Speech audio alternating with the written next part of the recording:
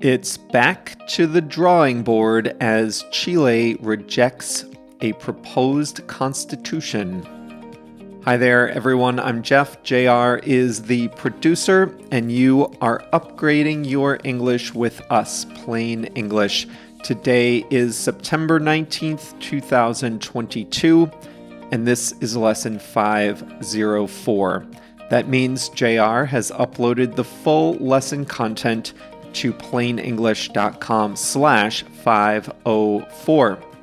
Now, the full content includes interactive exercises which help you train your ear to understand spoken English. They help you pick the right verb tense, the right preposition, the right word every time. All that and more at plainenglish.com/504. Coming up on today's lesson, it would have been one of the world's longest constitutions and one of the world's most progressive. But Chile's voters rejected the proposal by a 24-point margin. In doing so, they avoided disaster, at least in my opinion. In the second half of today's lesson, we'll talk about the phrasal verb boil over, and we have a quote of the week. Let's get going.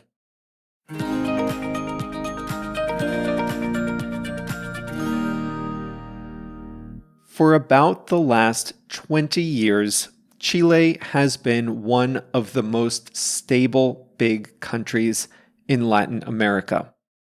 It managed to avoid the tumult that beset a lot of other countries in the region. It never had the runaway inflation of Argentina, the corruption of Brazil, the violence of Mexico, the isolation of Bolivia, or the decline into socialist authoritarianism as in Venezuela and Nicaragua. The government alternated between center-left and center-right politics. Its economy grew steadily, and living standards rose. But the rise in overall living standards masked an uncomfortable daily reality. Chile became a highly unequal society. The rich got richer, and the poor couldn't keep up. It was harder to fit into the middle class.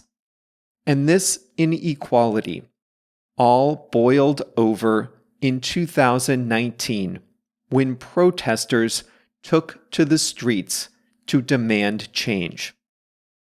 The center-right president at the time was backed into a corner politically.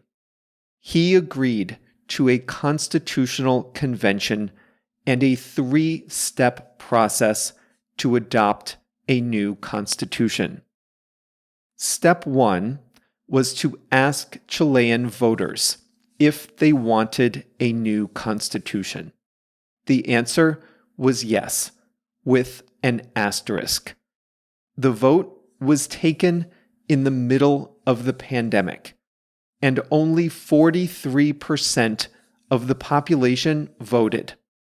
Then, a slate of representatives was chosen to draft the Constitution. They were overwhelmingly left-wing representatives. Finally, the result of the convention would be put up to a vote. That vote was on September 4th, and 62% of voters rejected it. Polls before the vote suggested the proposed constitution would be defeated, but the margin of defeat was 24 points. That was a surprise. Chileans, whether they were for or against the progressive reforms, should breathe a sigh of relief. The proposed constitution was a disaster. To start with, it would have been one of the world's longest constitutions at 170 articles. It included a total of 100 rights, some of which were not even defined. Had it been adopted, it would have led to years of confusion and controversy as people tried to figure out what the document even meant.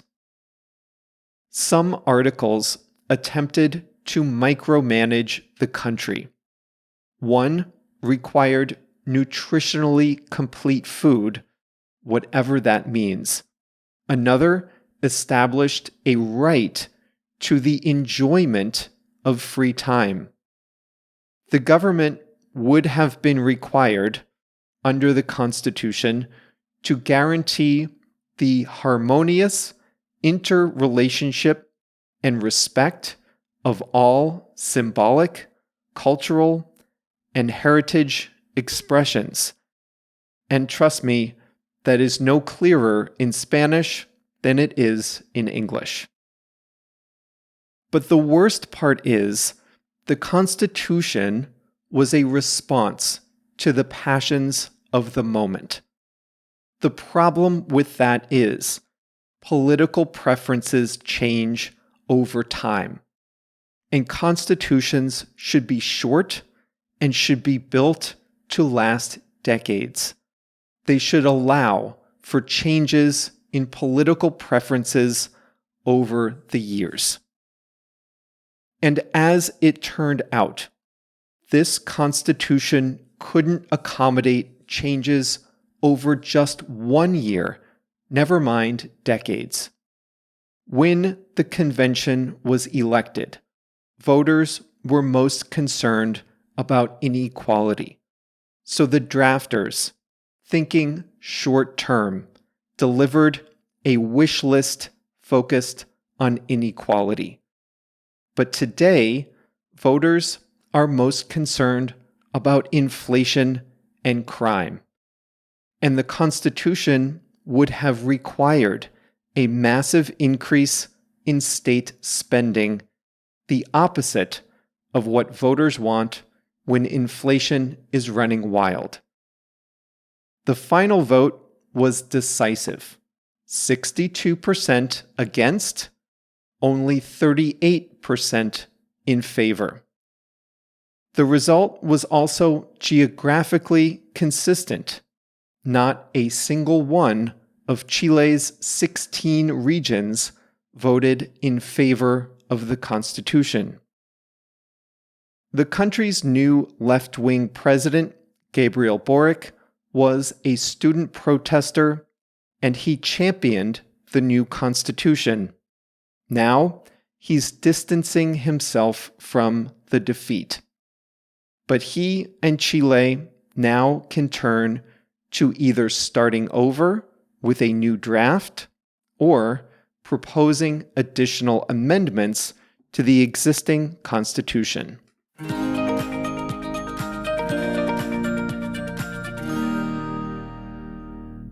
This was a waste of 3 years. I followed this a little bit since 2019, and it just seemed like a primal scream of frustration, not a serious reflection on how a country should be governed over the long run.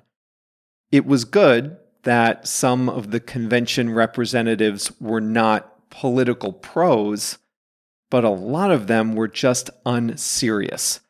One person voted from the shower, another came to meetings dressed up as Pikachu. They did not rise to the moment. And it really seemed like one segment took pleasure in steamrolling another segment of society instead of trying to forge a consensus. Now, what they weren't counting on is this. The vote to select the representatives was optional, but the vote to approve the document was mandatory. So the representatives wrote the Constitution for the 43% that elected them, not the 100% who would vote in the end. It was a bad miscalculation, and now Chile has to start over.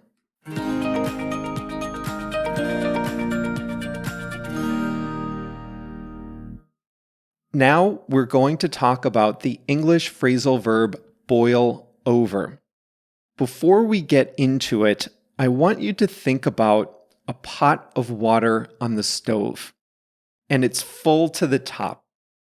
And you turn the stove on, and nothing really happens.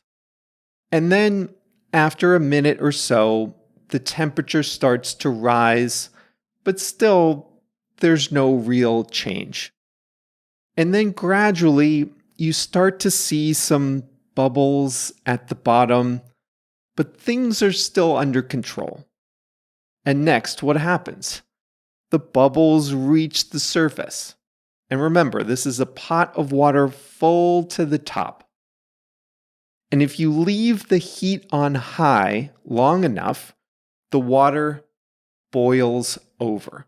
The boiling water spills over the side, and you have a hot, watery mess on your hands.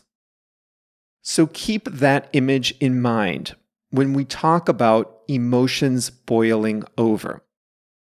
When emotions boil over, they go from being under control to being out of control. They go from being something orderly to being something messy. When we talk about boil over, we frequently use words associated with emotion.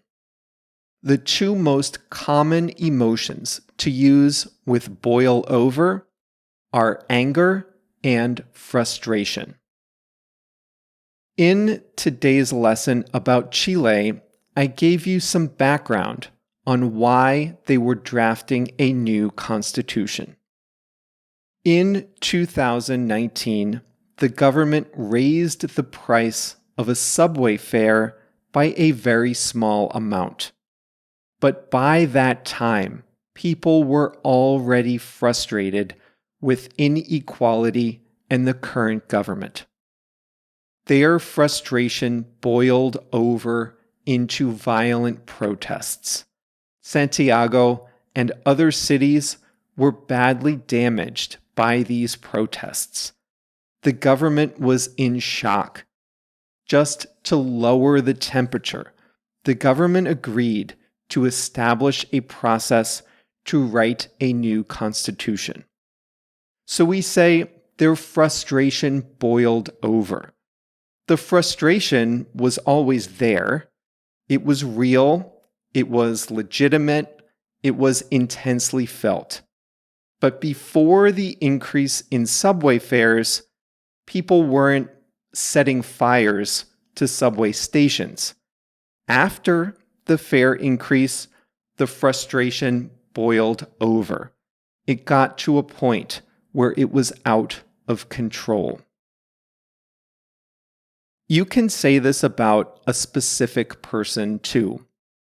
We've all been in a situation that makes us angry. Most of us can control that anger most of the time. But sometimes our anger does boil over. If your anger boils over, you might say things you regret. You might take actions that you wouldn't take in a moment of calm. If anger boils over between two people, there might be pushing and shoving or worse. So you can sometimes say, tension boils over. Tension is like a feeling of discomfort between two people.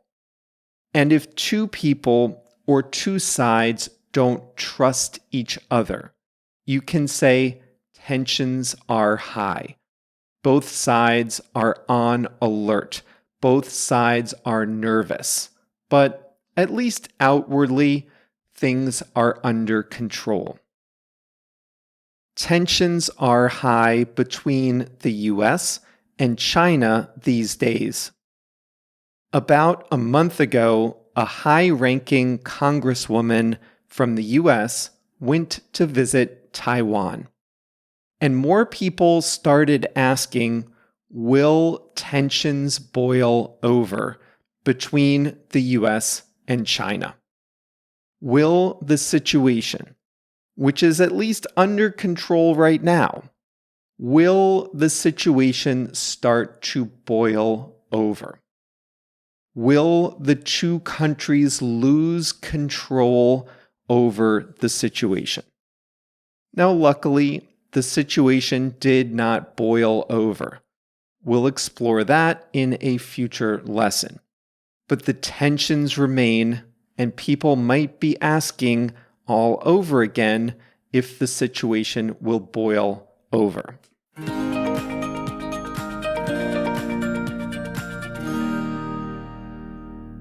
Today's quote of the week is from Henry Ford. Here it is. Whether you think you can or think you can't, you're right. Obviously, thinking you can do something is not enough to be able to do it.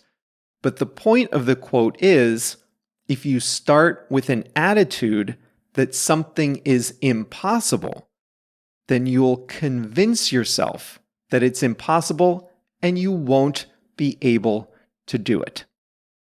Now, I, for example, convinced myself that I do not, under any circumstances, belong on YouTube.